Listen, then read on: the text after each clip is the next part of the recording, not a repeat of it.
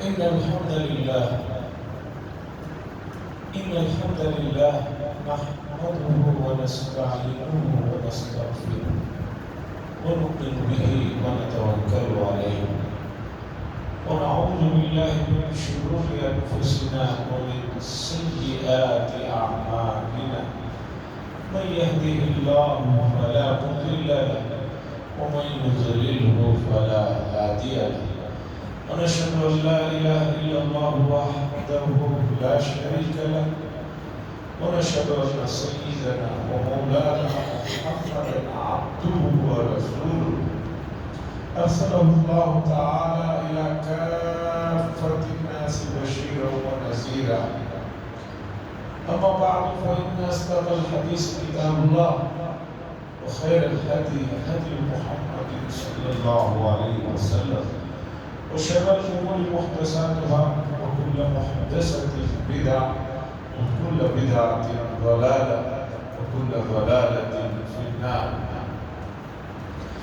قال الله تبارك وتعالى في القرآن المجيد والفرقان الحميد الذين آمنوا وتطمئن قلوبهم بذكر الله ألا بذكر الله تطمئن القلوب. وقال تعالى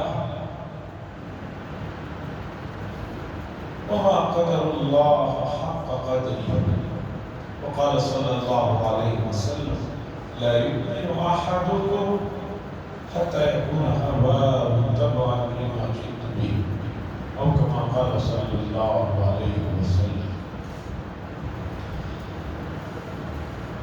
حضرات، گزشتہ 2-3 جمعہ سے یہ بات قرآن و حدیث سے ہم سمجھنے کی کوشش کر رہے ہیں کہ اطمینان و سکون کی زندگی جو ہر ایک چاہتا ہے، کوئی بھی آدمی ایسا نہیں ہے جو یہ نہ چاہتا ہو کہ مجھے اطمینان سکون کی زندگی نہیں چاہیے. ہر ایک چاہتا ہے اطمینان و سکون کی زندگی. تو اطمینان و سکون کی زندگی کو حاصل کرنے کے لیے ہمیں قرآن و حدیث نے کیا رہنمائی فرمائی، کن چیزوں کی طرف توجہ دلائی، اس مضمون کو گزشتہ 2-3 جمعہ سے ہم سمجھنے کی کوشش کر رہے ہیں. اور ہمارے پاس سب سے بڑی دولت جو قرآن مجید کی شکل میں ہے، اس سے اس مسئلے کو ہم سمجھ رہے ہیں. اور میرا یہ ماننا ہے بحیثیت مسلمان اور مومن ہونے کی تو ہے ہی، ایک عام انسان ہونے کی حیثیت سے بھی اگر کوئی آدمی قرآن مجید سے استفادہ فرماتا ہے کسی بھی مسئلے میں تو وہ کامیاب ہو جاتا ہے.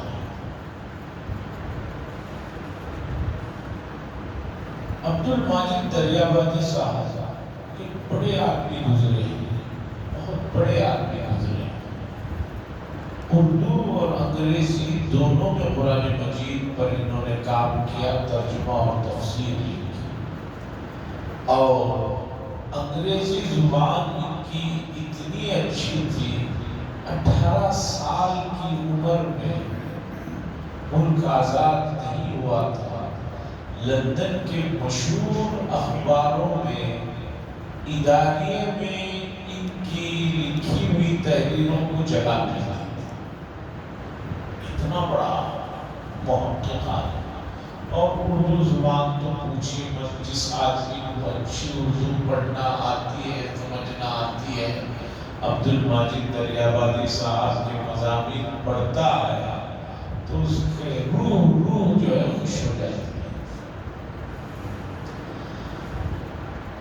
عبد الماجد دریابادی صاحب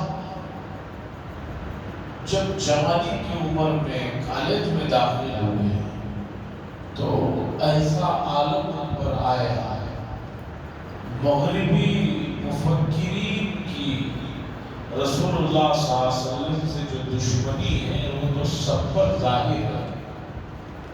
انہوں نے رسول اللہ صلی اللہ علیہ وسلم کے خلاف اتنا مواد لکھ کر چھوڑا ہے کہ عبدالماجد دریابادی جیسا شخص اتنا وسیع مطالعے والا ہے، ان کی کتابوں کو پڑھ کر بہک جاتے ہیں اور اسلام کے دائرے سے نکل جاتے ہیں، تہمیے بن گئے۔ ان کو سمجھ میں آیا کہ مذہب کوئی بھی ہو وہ کوئی چیز نہیں، مذہبی کوئی چیز نہیں ہے، یہ بس لوگوں کا بس وہم ہے۔ یہ تہمیے بن گئے، اسلام سے نکل۔ ان کی خود آپ بیتی میں پوری تفصیل مختصر سمجھاتا ہے۔ دیندار گھرانے والے سب پریشان کہ بھئی اسلام سے بیزار ہو گیا، اسلام کے بارے میں شبہ و شبہات میں مبتلا ہو کر اسلام کو خیر آباد کر دیا ہے، اور نارمل انسان آدمی سے بات چیت کرنا چاہے تو کر نہیں سکتے، اس لیے کہ اتنے بڑے پڑھے لکھے آدمی آتے۔ تو اس زمانے میں ایک اور مشہور شخصیت تھی جن کا نام ہے اکبر الہ آبادی، بڑے درجے کے شاعر، اور اتنا انہوں نے پڑھا تھا کہ انگریزوں نے اپنی حکومت میں ایک علاقے کا جو ہے وہ جج بنا رکھا تھا، ایک عدالت کے جج تھے، وہ اتنا زیادہ دنیاوی علوم بھی حاصل کر رکھے تھے۔ پہلے زمانے میں لوگ ہر طرح کا علم محنت سے حاصل کر لیتے تھے۔ آج اتنا زمانہ مختصر ہو گیا ہے، اتنا آرام پسند ہو گیا ہے کہ اب جو ہے ہر چیز کو تقسیم کر کے لوگوں نے رکھ دیا۔ پہلے ایک ڈاکٹر ہوتا تو ڈاکٹر ہوتا، تمام چیزوں کا علم اس کے پاس ہوگا۔ اب ویسا نہیں، اب ایک ڈاکٹر ہوگا، پھر اس کے بعد وہ 2 سال ماسٹرز کرے گا، پھر ماسٹرز کرے گا تو بھی اس میں الگ الگ شعبے ہیں۔ کوئی صرف اسکن سے متعلق بات کو جانتا ہے، کوئی آدمی صرف ہڈیوں کا اسپیشلسٹ، کوئی رگوں کا اسپیشلسٹ، اور تو اور ایک عجیب بات سناتا ہوں کہ میرے استاد محترم کو سیدھے ہاتھ میں بہت تکلیف رہتی تھی، تو بڑا علاج ہوا، بعد میں پتا چلا کہ بھئی ایک ڈاکٹر ہے جو ماسٹرز کیا ہے، ایم ڈی ہے، اور خدا جانے اس کے پاس دنیا بھر کی سرٹیفکیٹس ہیں، وہ صرف ہاتھ کا اسپیشلسٹ ہے۔ بڑی مشکل سے اس کے پاس وقت لیا گیا اور اس کے پاس پہنچ کر جو ہے بتایا کہ بھی ہاتھ میں مسئلہ ہے۔ اس نے کہا کہ شاید آپ نے فارم فل اپ کرتے وقت میں صحیح فل اپ نہیں کیا، میں ہاتھ کا تو اسپیشلسٹ ہوں، یہ سیدھا ہاتھ ہے آپ کا، میں اس ہاتھ کا اسپیشلسٹ ہوں۔ اب ہاتھ میں بھی انگلیوں کا عجیب دھندا ہے۔ خیر، تو اکبر الہ آبادی صاحب بڑے درجے کے شاعر تھے، دین کی بڑی حقائق انہوں نے مزاحیہ انداز میں واضح کر دیا۔ خود کالج کے پڑھے ہوئے تھے اور انہوں نے کیا کہا، یوں قتل سے فرعون بدنام نہ ہوتا، افسوس کہ فرعون کو کالج کی نہ سوچی۔ خود کالج کے پڑھے ہوئے تھے، انہوں نے کہا کہ فرعون کو اگر کالج کا کوئی مشورہ دیتا تو وہ بچوں کو جو قتل کر کے بدنام ہوا، اسے بدنام ہونے کی ضرورت نہیں تھی، بچے وہی جا کر بگڑ جاتے۔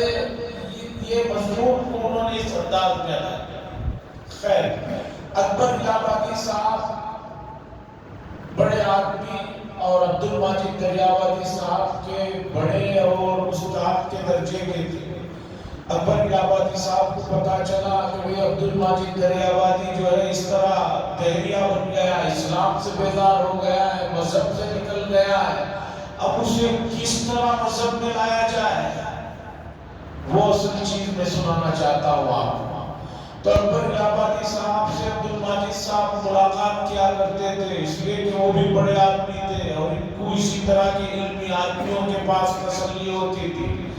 عبد الماجد دریا آبادی صاحب اکبر الہ آبادی صاحب کے پاس گئے تو اکبر الہ آبادی صاحب نے کہا بھئی اور سنو، ادھر ادھر کی باتیں ہوتی رہی۔ اس کے بعد عبد الماجد دریا آبادی صاحب سے اکبر الہ آبادی نے کہا بھئی تم تو بہت اعلیٰ درجے کا ادب پڑھتے ہو، جو بھی پڑھتے ہو اعلیٰ درجے کا لٹریچر تم پڑھتے ہو۔ قرآن مجید اللہ کی کتاب ہے، رسول اللہ صلی اللہ علیہ وسلم پر نازل ہوئی ہے، اس عقیدے میں مت پڑھو، لیکن اتنا تو تم بھی جانتے ہو کہ یہ عربی ادب کی سب سے اونچی کتاب ہے۔ تمہیں تو لٹریچر پڑھنے کا شوق ہے تو تم ایسا کرو، جہاں عربی ادب کی اور کتابیں پڑھتے ہو اس کتاب کو بھی لٹریچر کے نظریے سے پڑھنا شروع کرو۔ دیکھو اس میں کوئی تمہیں ایسی بات ملتی ہے جو لٹریچر اور پڑھے ہو اس سے اعلیٰ یا ادنا، یہ کیا تمہارا انداز ہے؟ اس کتاب کو بھی بحیثیت لٹریچر کے، بحیثیت ادب کے پڑھنا شروع کرو۔ تو عبد الماجد صاحب نے کہا کہ آپ نے بات صحیح کی، بھئی جو لٹریچر کی اعلیٰ کتاب ہے، یہ ادب کی اعلیٰ کتاب ہے، میں پڑھوں گا، مجھے تو شوق ہے۔ پھر عبد الماجد دریا آبادی صاحب کہتے ہیں اللہ جزائے خیر دے اکبر الہ آبادی صاحب کو، جو میں اسلام سے بیزار ہو کر، قرآن و حدیث سے بیزار ہو کر دور ہو گیا تھا، قرآن کو میں اٹھایا لٹریچر کی نظریے سے پڑھنے، ادب کے نظریے سے پڑھنے، پھر پڑھتا گیا۔ ایک صفحہ انہوں نے کہا تھا، 2 صفحے ہو گئے، پھر 3 صفحے ہو گئے، پھر بڑھاتا گیا، پھر پیچھے سے پڑھتا گیا، پھر آگے سے پڑھتا گیا۔ پڑھتے پڑھتے پڑھتے اللہ کا فضل ہوا کہ اللہ نے پھر مجھے اسلام کی دولت عطا فرمائی، جو کفر و شرک یا الہاد میں جو میں جا کر الہاد میں جو پڑھ گیا تھا، مذہب سے جو بیزار ہو گیا تھا، پھر اسی کتاب نے مجھے مذہب میں قریب کیا، اور پھر انہوں نے 2 زبانوں میں قرآن مجید کا ترجمہ کیا۔ میں کیا بتانا چاہ رہا ہوں کہ کتاب اللہ ایک ایسی کتاب ہے کہ آدمی کو کسی بھی لائن میں استفادہ کرنا ہو تو جو ہے سب سے اعلیٰ درجے کی کتاب۔ میرے استاد عبدالواحد عبدالسلیم حافظ مصری ہمیشہ فرمایا کرتے تھے گرامر کے طلباء سے کہ بھئی تم گرامر مضبوط کرنا چاہتے ہو، روزانہ 2 صفحے قرآن کا پڑھو اور پڑھتے ہوئے صرف گرامر پر نظر رکھو۔ تمہیں گرامر کے وہ قواعد اس میں ملیں گے، وہ آسان شکلیں ملیں گے کہ تمہیں دوسری گرامر کی کتابوں میں وہ چیزیں نہیں ملیں۔ تو میں اطمینان و سکون سے متعلق، مارکیٹ میں اتنی کتابیں ملے گی آپ کو اس عنوان پر، اتنا لٹریچر ملے گا آپ کو گوگل میں، کروم میں، اور خدا جانے کہاں کہاں اطمینان و سکون کیسے ملتا ہے اگر آپ تلاش کریں گے۔ دنیا بھر کی کتابیں ملے گی، آپ پڑھتے پڑھتے بوڑھے ہو جائیں گے اور کتابیں نہیں ختم ہوں گی۔ لیکن اتنی کتابیں لکھنے والے بھی، جنہوں نے لکھا ہے وہ خود اپنی زندگی کے آخری ایام میں بے چینی کے عالم میں خودکشیاں کر کے چلے گئے۔ بھئی جس شخص نے خود اطمینان کے لیے اتنا کیا، اگر اس سے اطمینان ملتا تو اسے خود کیوں یہ کام کرنا پڑتا؟ تو پتہ چلا دھوکے ہیں۔ تو اس لیے ہمیں کسی بھی مسئلے میں قرآن سے رجوع کرنا چاہیے، اور اطمینان کا مسئلہ سب سے بڑا مسئلہ ہے۔ ایک آدمی کو آپ پوچھئے یہ کار آپ نے کیوں خریدی، یہی موبائل کیوں خریدا، یہی کپڑے کیوں لے رہے، یہی گاڑی کیوں رکھ رہے، وہ ہر ایک کے جواب میں جو کہے گا اس کا خلاصہ یہ ہوگا کہ مجھے اس سے تسلی ہے، میں اس سے سیٹسفائی ہوں اور اس سے مجھے اطمینان ہوگا۔ آخر میں خلاصہ تو اطمینان ہی آئے گا۔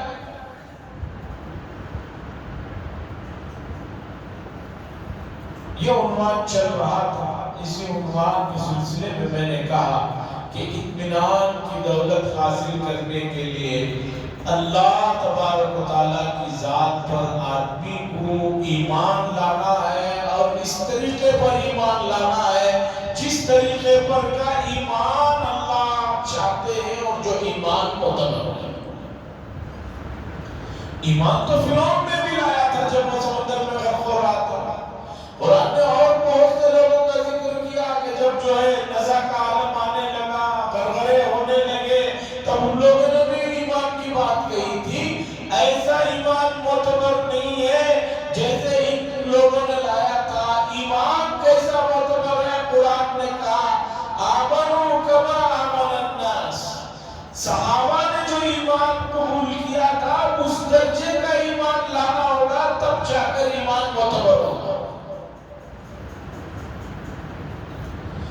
ایمان وہ معتبر ہوگا کہ اس آدمی کے سامنے جب آیات قرآنیہ پڑھے جائے، یزداد ایمان، اس کا ایمان بڑھنے لگتا ہے، ایمان میں اضافہ ہوتا ہے، ایمان میں طاقت آتی ہے۔ ایمان وہ معتبر ہے کہ جسے اللہ نے اپنے نبی صلی اللہ علیہ وسلم کے ذریعے سے پوری انسانیت کے لیے بھیجا۔ عزیزان گرامی، یہ جو اللہ کے نام ہے، 99 صفات ہیں، اسماء حسنہ کے نام سے جو جانے جاتے ہیں، 99 یہ جو صفات ہیں، ان 99 صفات میں جو معانی اور مفاہیم ہیں ان کو جاننا اور اس پر ایمان لانا ضروری ہے، تب جا کر آپ کا ایمان مضبوط ہوگا اور کامل ہوگا۔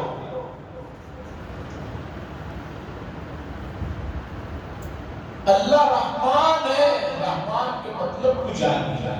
اللہ رحیم ہے، رحیم کے مطلب کو جانیے۔ اللہ جو ہے غفار ہے، اس کے مطلب اور مفہوم کو جانیے۔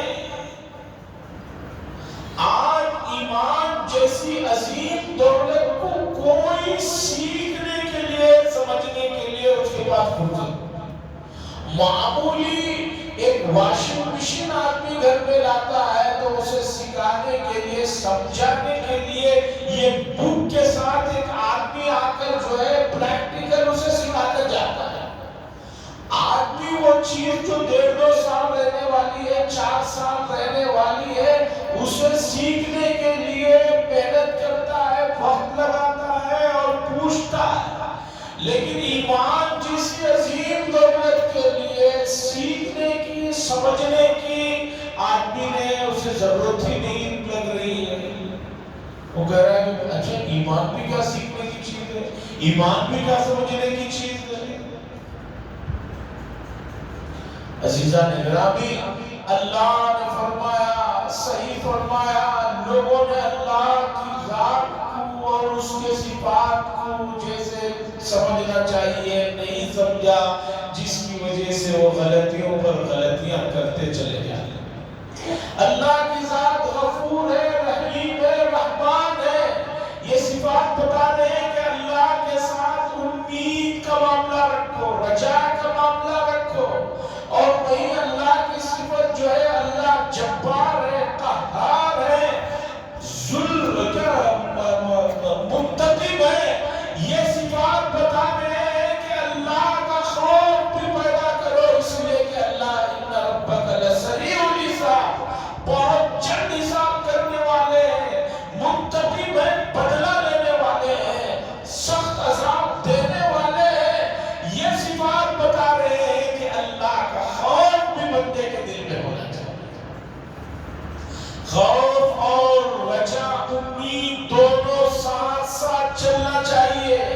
اگر ایک آدمی کے اندر صرف اللہ کا خوف اتنا آ گیا کہ اسے صرف خوف ہی نظر آ رہا ہے، تو شریعت کہتی ہے کہ یہ خوف آدمی کو مایوسی کے سمندر میں لے جا کر غرق کرے گا، جو شریعت نہیں چاہتی۔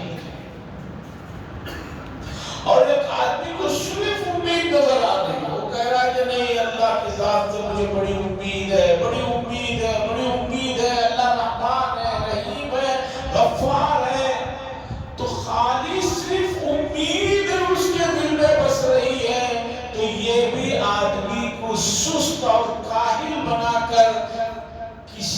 کام میں آگے بڑھنے نہیں دے گی، اور اس طرح کی امید کہ جس میں خوف کا ذکر ہی نہ ہو، یہ چیز بھی آدمی کو نڈر بنا دیتا ہے، گناہ پہ گناہ کرنے لگتا ہے۔ کیوں؟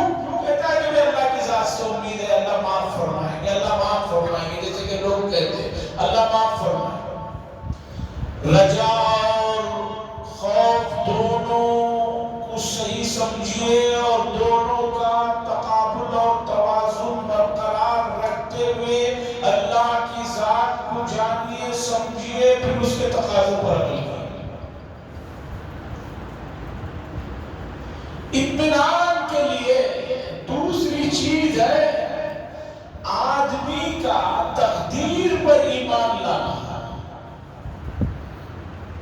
ایمان مفصل میں آپ نے پڑھا آمنت باللہ وملائکتی وکتبی ورسلی والیوم الآخر والقدر خیرہ وشرہ، کہ میں تقدیر پر ایمان لاتا ہوں، اس کی اچھائیوں اور اس کی جو ہے برائیاں، ان پر ایمان لاتا ہوں۔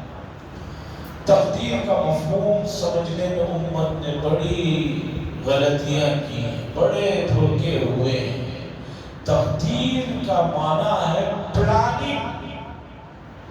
اللہ نے اس کائنات کے لیے جو پلاننگ کی ہے اسے تقدیر کہا جاتا ہے۔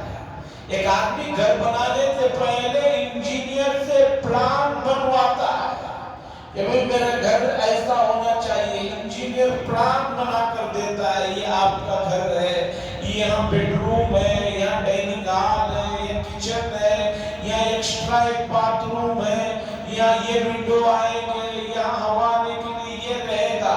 یہ جو پلاننگ ہے اس کو عربی میں تقدیر کہتے ہیں۔ تو جیسے گھر بنانے کے لیے پلاننگ ہوتی ہے، اسی طرح اللہ نے پوری دنیا کا ایک پلان بنایا ہوا ہے، اس پلاننگ کے مطابق جو ہے یہ دنیا چل رہی ہے۔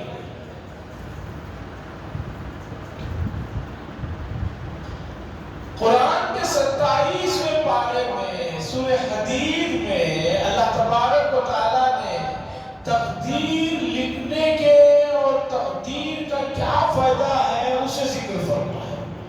بہت سے لوگ کہتے ہیں کہ تقدیر معلوم ہو جائے تو بہت اچھا ہے، پہلے اسے معلوم ہو جائے تو بہت اچھا ہے۔ کیا اچھا ہے؟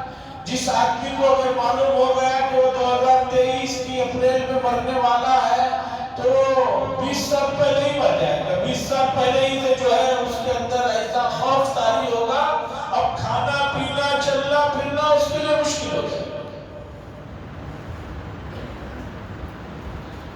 اور تقدیر پہلے سے معلوم ہو جائے تو معلوم ہو جائے گا باپ کو کہ میرا بچہ آگے چل کر بغاوت کرنے والا ہے، میری نافرمانی کرنے والا ہے، تو باپ بچہ پیدا ہوتے ہی اس کا جو ہے گلا گھونٹ دے گا کہ بھی آگے چل کے تو یہ 20 سال بعد مجھے ستانے ہی والا ہے، تو اس لیے پہلے ہی سے ختم کر دو، اسے محبت کرنے ہی کی ضرورت۔ اس طرح تو دنیا کا نظام ہی نہ چلتا ہے۔ تقدیر کو خفیہ رکھنے میں کیا کیا واقعات پیش آنے والے ہیں، بڑی اللہ کی مہربانی اور مصلحت ہے اگر یہ بتا دی جاتی ہے۔ جو لوگ کینسر کے مریض ہوتے ہیں، ڈاکٹر ان کو بتاتے ہیں کہ آپ کی زندگی 6 مہینے کی ہے، 4 مہینے کی ہے۔ جب تک اسے نہیں معلوم رہتا وہ آرام سے رہتا ہے، جو ہی اسے پتہ چلتا ہے 4 مہینے بعد میں مرنے والا ہوں، وہ تو اسی دن سے مرنا شروع ہو جاتا ہے۔ اللہ نے فرمایا دیکھو بھائی، دنیا میں رہتے ہوئے تم نے محنت کی، کام کیا، جو رزلٹ تمہیں آنا چاہیے تھا وہ نہیں آیا۔ اللہ نے فرمایا لِكَيْ لَا تَأْسَوْا وَلَا مَا فَاتَكُمْ، ہم نے تقدیر لکھنے کا یہ فائدہ تمہارے لیے رکھا کہ اب تم محنت کے بعد، کوشش کے بعد، صرف سوچ کر نہیں، خوابوں میں دیکھ کر نہیں، محنت کی، کوشش کی، پورا اپنا جتنی طاقت لگا سکتے تھے لگائے، رزلٹ نہیں آیا تو اب تم پریشان نہ ہونا، بلکہ یہ کہنا کہ اللہ کی طرف سے میرے لیے شاید یہی مقدر تھا، یہ کہہ دو گے تو تم تسلی میں آ جاؤ گے اور تمہیں جو بے چینی ہے وہ ختم ہو جائے گا۔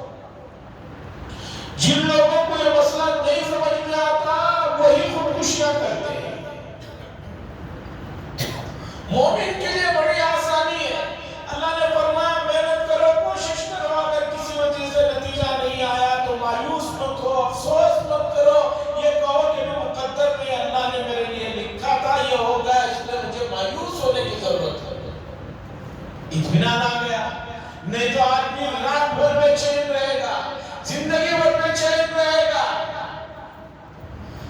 دوسری بات، تقدیر لکھنے کا فائدہ اللہ نے ذکر فرمایا تقدیر کا، وہ یہ ایک آدمی کے پاس مال و دولت بڑھتی جا رہی ہے، عہدے ملتے جا رہے ہیں، اسٹیٹس اس کا بڑھتا جا رہا ہے، بینک بیلنس بے شمار ہوتا جا رہا ہے۔ اب آپ جانتے ہیں ایک آدمی کے پاس سب چیزیں ظاہری سہولت کی اگر ملنے لگتی ہیں تو دماغ میں خلل آنا شروع ہو جاتا ہے۔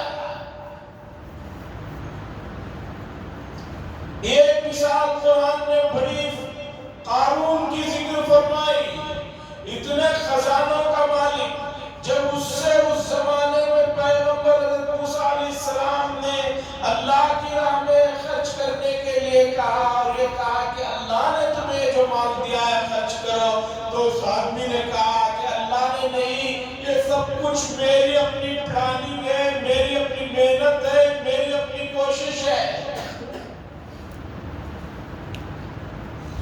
اسی طرح مدینہ منورہ میں ایک واقعہ پیش آیا، ایک صاحب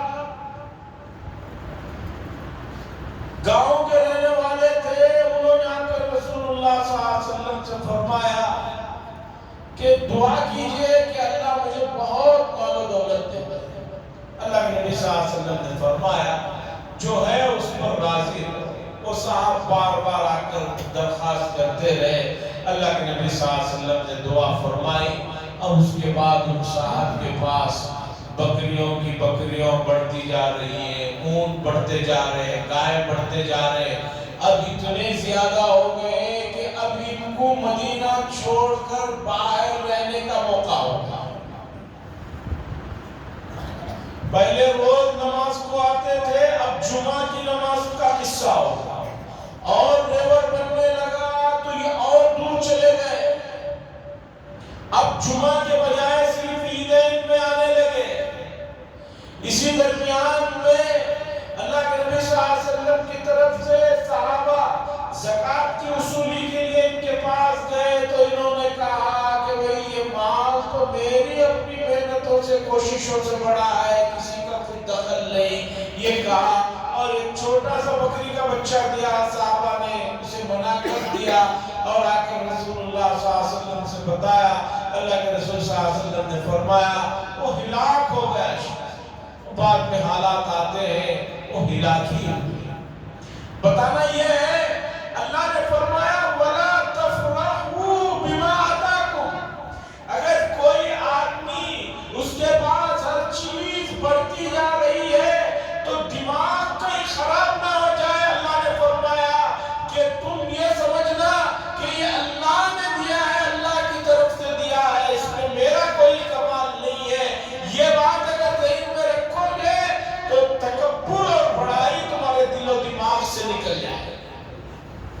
لِكَيْ لَا تَأْسَوْا عَلَىٰ مَا فَاتَكُمْ، تاکہ گزرے ہوئی چیز پر افسوس نہ کرو، اور جو کچھ تمہارے پاس آ رہا ہے اس پر جو ہے تکبر نہ کرو، بلکہ یہ کہو کہ اللہ نے میرا مقدر میں لکھا تھا، اللہ نے عطا کیا ہے، دماغ جو ہے بیلنس میں رہے گا۔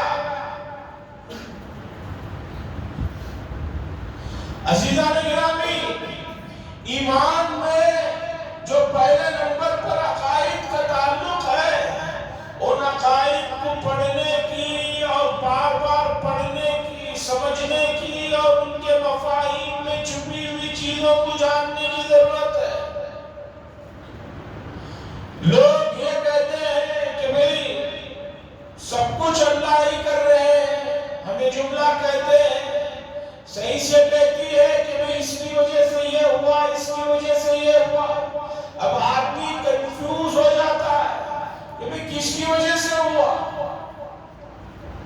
تو اس طرح کے جو سوالات ہیں، اس طرح کی جو چیزیں ہیں، ان تمام چیزوں کو سمجھنے کی ضرورت ہے، اسے جاننے کی ضرورت ہے، اس لیے کہ ایک آدمی اللہ سے اس حالت میں ملاقات کرے کہ اللہ کی کبریائی میں اس کے دل میں کسی طرح کا کوئی شک و شبہ نہ ہو،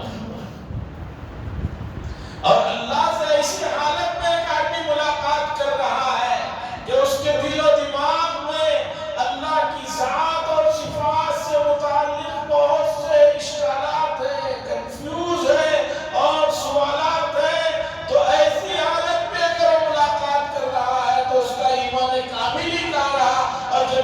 کامل نہیں رہا تو پھر وہ کیسے سکون کی زندگی جی سکتا ہے؟ بڑے بڑے فلاسفر مذہبوں کی تلاش میں روگردہ رہے، اس مذہب میں گئے، اس مذہب میں گئے، وہاں سے نکلے، آخر میں شیاطین نے ان جیسے لوگوں کو ایک چیز سمجھا دی کہ بھئی کسی بھی مذہب میں کوئی چیز نہیں ہے، کسی بھی مذہب کا انکار کرو، یعنی تحریہ بن جاؤ، کمیونزم اختیار کر لو اور یہ کہہ دو کہ بھی ہر چیز خود بخود ہوتی ہے، نظام قدرت پر کوئی چیز نہیں ہے، اللہ کوئی چیز نہیں ہے، سب چیزیں خود بخود ہو جاتی ہیں۔ اب یہ سلسلہ چل پڑا، یہ سلسلہ اور خطرناک ہے، اس لیے کہ ایک آدمی کو کسی بھی مذہب کے اتباع سے وہ نکلتا ہے تو پھر اسے بڑے سے بڑا شیطان بننے کے لیے کوئی طاقت روکنے والی نہیں ہوتی ہے۔ اور مذہب اسلام کے سلسلے میں یہ بات سمجھیے کہ مذہب اسلام کی جو تعلیمات ہیں یہ تعلیمات بالکل عقل کے مطابق ہے۔ آپ کو سمجھنا ہوگا کہ کوئی بھی عبادت ہو، معاملات میں کوئی چیز ہو، وہ کوئی بھی چیز اسلام میں عقل کے خلاف ہے۔ ہاں ایک آدمی کی عقل خراب ہو جائے تو اب اس کا مسئلہ ہمارے پاس حل نہیں ہے۔ جیسے ایک آدمی بیمار ہو گیا، اب اسے جو ہے جونڈس ہو گیا ہے، انقان ہو گیا ہے، اسے ہر چیز پیلی نظر آتی ہے۔ اب آپ بتائیے کیا سب چیزیں پیلی ہو گئی ہیں یا اس کی بیماری کا یہ نتیجہ اور قصور ہے؟ سب کہیں گے کہ بھئی تمہیں بیماری کی وجہ سے ہر چیز پیلی نظر آ رہی ہے، ورنہ سامنے وہ صاحب وائٹ کپڑے پہن کر بیٹھے ہیں، وہ سیاہ کپڑے پہن کر بیٹھے ہیں، تمہاری بیماری نے تمہیں اس نتیجے پر پہنچا۔ اسی طرح کسی آدمی کو شدید بخار ہو جائے، اب اسے کوئی سی بھی چیز زبان پر رکھیں گے اسے پھیکی محسوس ہوگی، وہ کہے گا کہ چیز تو پھیکی ہے، آپ کہیں گے کہ چیز پھیکی نہیں ہے، بیماری کی وجہ سے تمہارے اندر اثرات کو قبول کرنے کی صلاحیت ختم ہو گئی۔ تو ایک انسان کامل جس کے پاس عقل سلیم ہے، اس کی نظر میں شریعت مصطفی صلی اللہ علیہ وسلم کی کوئی چیز جو ہے بے ترتیبی کی یا عقل میں نہیں سمجھ میں آنے والے کی۔ ہمارا موضوع چل رہا ہے اطمینان قلب۔ اطمینان قلب کے سلسلے میں سب سے پہلے کامل ایمان لائیے اللہ کی ذات اور صفات پر، اور پھر اس کے بعد تقدیر پر ایمان لائیے، لیکن تقدیر کا مفہوم مکمل سمجھنا ہوگا، سمجھے بغیر لائیں گے تو کوئی فائدہ نہیں۔ اور ڈاکٹر اقبال صاحب نے تقدیر کو سمجھانے کے لیے جو ایک شعر کہا ہے، میں سمجھتا ہوں کہ بہت مختصر لفظوں میں تقدیر کے صحیح مفہوم کو کسی حد تک انہوں نے سمجھا دیا ہے۔ ڈاکٹر اقبال صاحب کہتے ہیں، جواب شکوہ کا شعر ہے، ماں سوی اللہ کے لیے آگ ہے تکبیر تیری، ماں سوی اللہ کے لیے اللہ کے علاوہ جتنی بھی چیزیں ہیں اس کے لیے آگ ہے تکبیر تیری، یعنی اللہ اکبر کہنا اور اللہ کا نام لینا یہ کام کرنے والی چیز ہے۔ ماں سوی اللہ کے لیے آگ ہے تکبیر تیری، تو مسلمان ہو جا، تو مسلمان ہو جا، تکبیر ہے تقدیر تیری۔ تو کامل مومن ہو گیا تو جو تو تدبیر کرے گا وہی تیری تقدیر ہوگی، تو جو پلاننگ کرے گا وہی تیری پلاننگ ہوگی۔ ماں سوی اللہ کے لیے آگ ہے تکبیر، ماں سوی اللہ کے لیے آگ ہے تکبیر تیری، تو مسلمان ہو جا، تدبیر ہے تقدیر تیری۔ اس کے بعد دوسرا شعر جو آخری شعر ہے جواب شکوہ کا، کہ جس میں کامیابی کا اور بہت اعلیٰ درجے کی کامیابی کے لیے ایک گر بتاتے ہیں، اور گر یہ ہے کہ محمد سے وفا تمہیں تو ہم تیرے ہیں، یہ جہاں چیز کیا ہے لوح و قلم تیرے ہیں، جہاں تقدیر لکھی جا رہی ہے وہاں تو جو چاہے گا وہی لکھوایا جائے گا، لیکن اس کے لیے شرط یہ ہے کہ تو رسول وسلم کی محبت میں، آپ کی اطاعت میں مکمل رنجا کہ محمد سے وفا تمہیں تو ہم تیرے ہیں، یہ جہاں چیز کیا ہے لوح و قلم تیرے۔ عزیزان گرامی، اطمینان و سکون کے عنوان پر اور بھی چیزیں ہیں، انشاءاللہ اگلی مجلس میں آئیں گی۔ میں دعا کرتا ہوں کہ اللہ تبارک و تعالی یہ عظیم دولت جس کی تلاش میں لوگ پریشان ہیں، سرگردہ ہیں، اس کے ذکر میں، اس کی فرما برداری میں جو اللہ نے رکھا ہے، اسے ہمیں اپنانے کی توفیق نصیب فرمائے۔ وآخر دعوانا الحمدللہ رب العالمین۔